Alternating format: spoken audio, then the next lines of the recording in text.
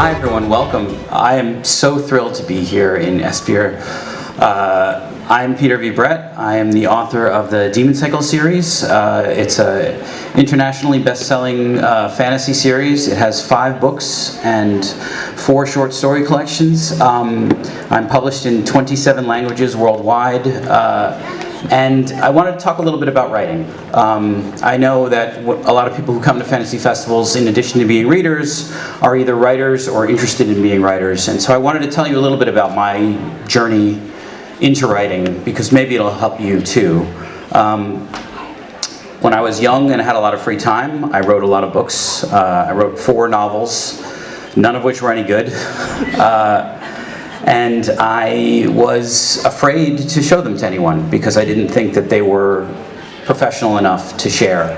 So I hid them away, and one day a friend of mine, Mike Cole, who's also an author, pushed me to go to a Science Fiction Writers of America party, and there was a literary agent there, and he literally shoved me in front of the agent and made me talk. And so I told him, well, look, I've written these books and I don't think they're good enough to publish. I'm still working. And he said, you don't reject books. I reject books. So you show me your book and I'll tell you if it's good enough to publish.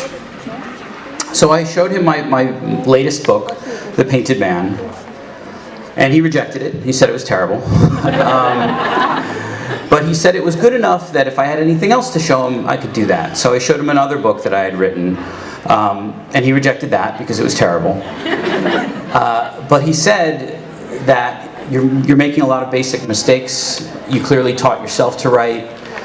Here's a book on writing. Read this. Take that book you showed me, The Painted Man, and rewrite it, and come back to me when it's done.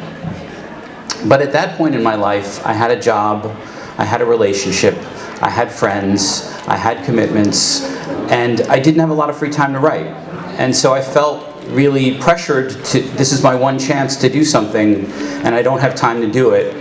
Where do I find the time? And so at the time I was commuting to work. It took me about an hour to get back and forth. I was living in Brooklyn and working in Times Square in New York. It took about an hour on the subway each way. And I would spend that time reading books. And I decided instead of reading, I was going to write on the subway. The New York City subway is very crowded. You can't really take out a pen and paper. You can't really take out a laptop. So I wrote my book on my phone. This was in 2005. It was before the iPhone was really popular. I had a very tiny phone. I could see about 4 lines of text, and it had real buttons.